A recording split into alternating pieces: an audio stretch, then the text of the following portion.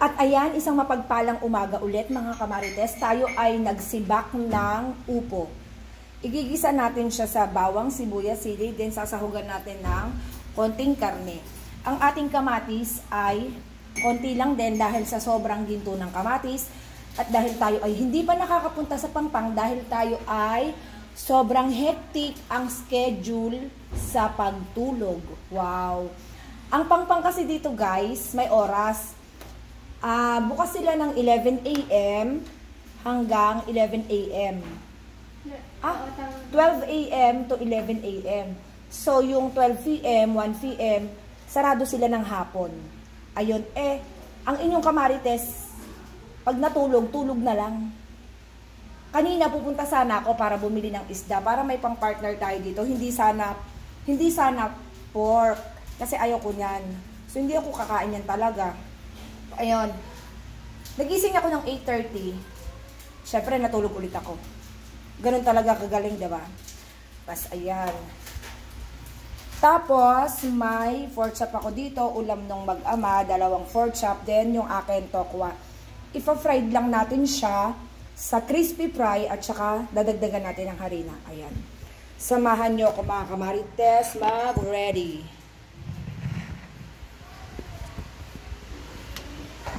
Ayan, dyan lang kayo. Okay, malikot.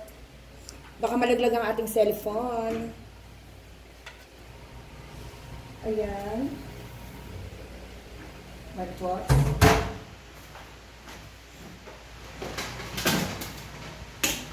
Dito tayo sa malaking plato maglagay ng...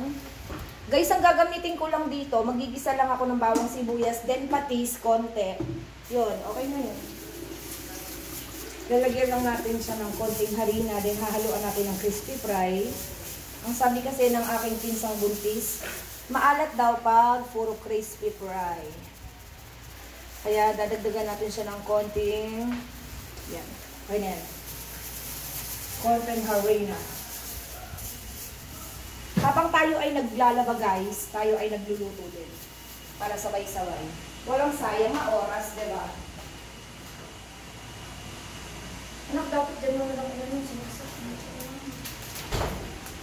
Meron tayong crispy fry dito, isang spicy and then isang original para hindi naman ganun kaanghang.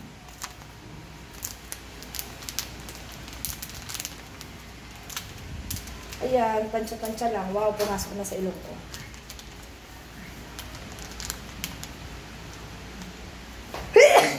Pumasok sa ilong ko mga kamarites.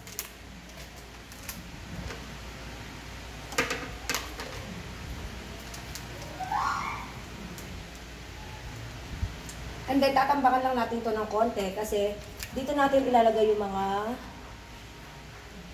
na-coat na natin para hindi siya dumikit sa plates. Plato. Yeah. Pero parang kulang pa. Sige, isagad na natin tong isa.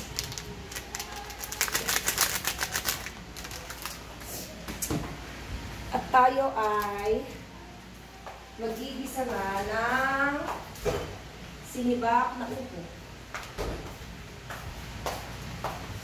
Ayan, magisa muna tayo guys ng sinibak na upo. Kumuha muna tayo ng ating kawali. Kawaling pangmalakasan. Hugasan lang natin ng konti at hindi natin alam kung anong mga lumipad-lipad dyan.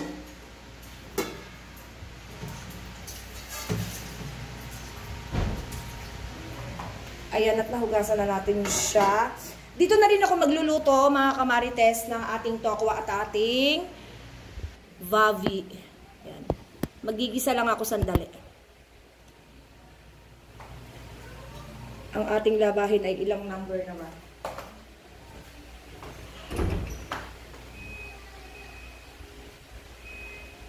Ayan. Patagalin natin siya ng konti, mga kamarites. Para ay umabot siya. Para siya ay umabot sa ano, ating pagigisa.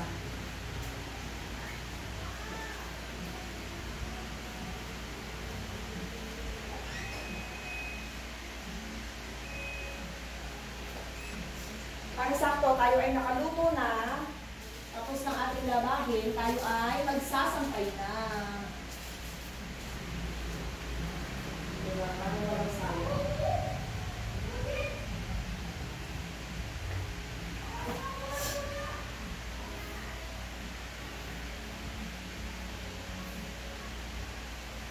Wait lang mga kamarites. Tayo ay magpapaapoy na ng ating kiln. Anak ng electric fan.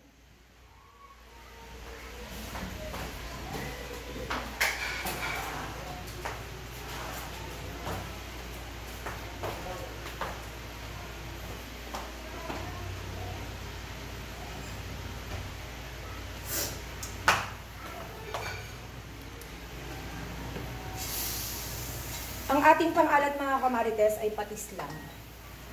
Dahil masipag nga ang inyong kamarites, wala pa rin tayong pepe na durog. Kaya ang gagawin natin ay ito pa rin, dudurugin lang natin siya sa isang plastic. Then ita-translate natin dito yung ating maduduro.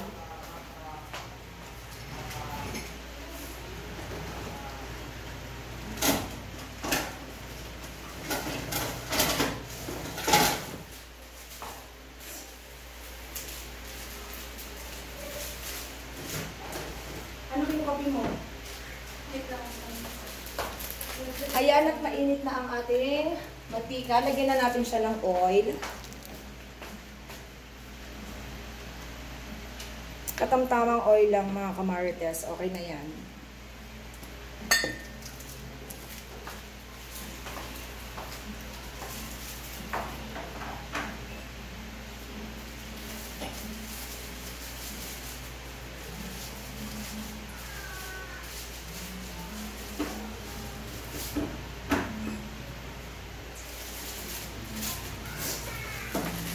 Yan, dito tayo maglalagay ng ating paminta. Hinaan muna natin ang ating kawali. Tayo ay magdudurog ng paminta.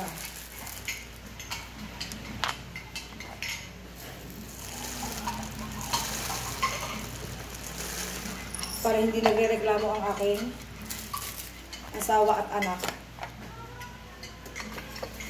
Meron daw pakpak. Yan, kung maiingayan kayo, ipagpaumihin nyo.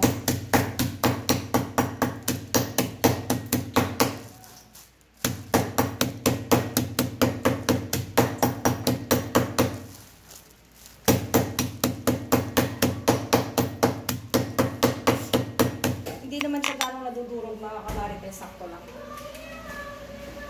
Mag-gisa na muna tayo ng ating bawang. Ang ating sili ay lumipad na. Aray! You ouch me. Sabay-sabay na natin yan mga kamarites.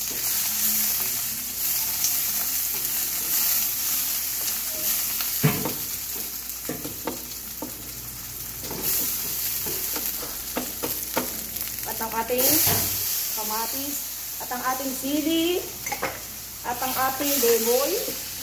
Anak, what's that? OMG! At sisimmer lang natin yan sa mahinang apoy.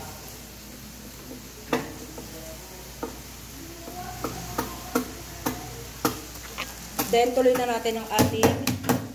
Ay, hindi ko pala natakpan mga kamarites. I'm so sorry for the inconvenience.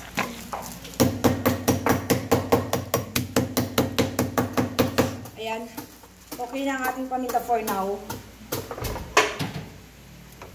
Naiwan na siyang durog-durog. Naiwan ng durog-durog ng malaliit.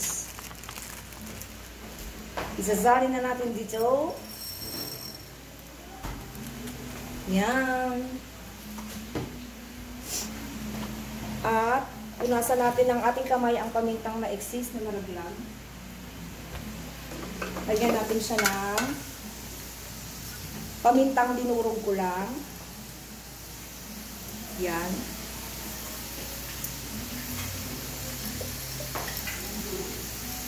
Okay na yan dyan. Tapos inekos-lekos natin siya.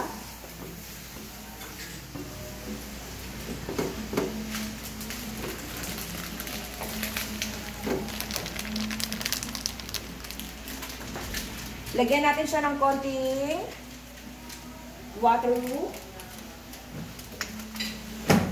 Konti lang, guys. Ayan. Just a little bit of water. Then, hayaan na natin siya sa buhay niya dyan kung maluto man siya. Kung kailan niya gustong maluto.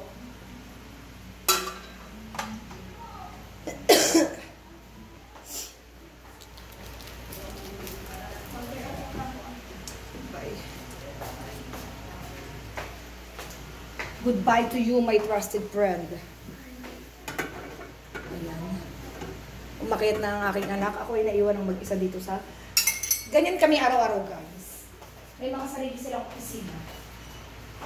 Opisina ko dito sa baba.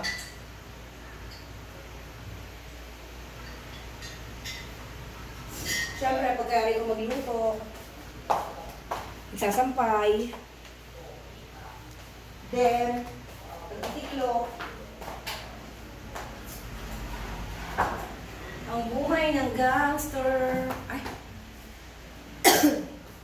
Ayan, antayin lang natin siya na. Ang bango, guys. Nararamdaman ko na ang kabanguhan niya. Gigisa lang natin to, guys. Then, lagyan na natin siya ng konting patis para siyang magpaalat.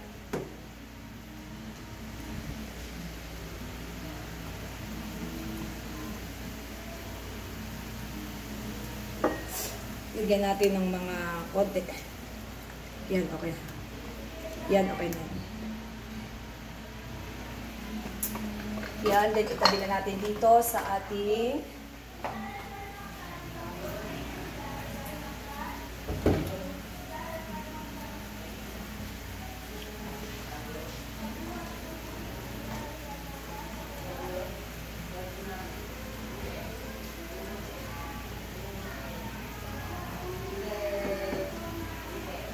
Ayan guys, hayaan lang natin siya. Then ilagay na natin ang ating sinibak na upo.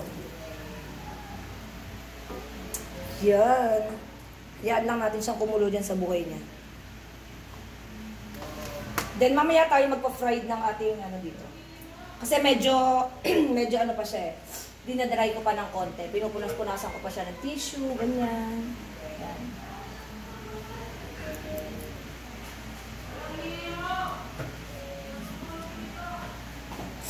Yan.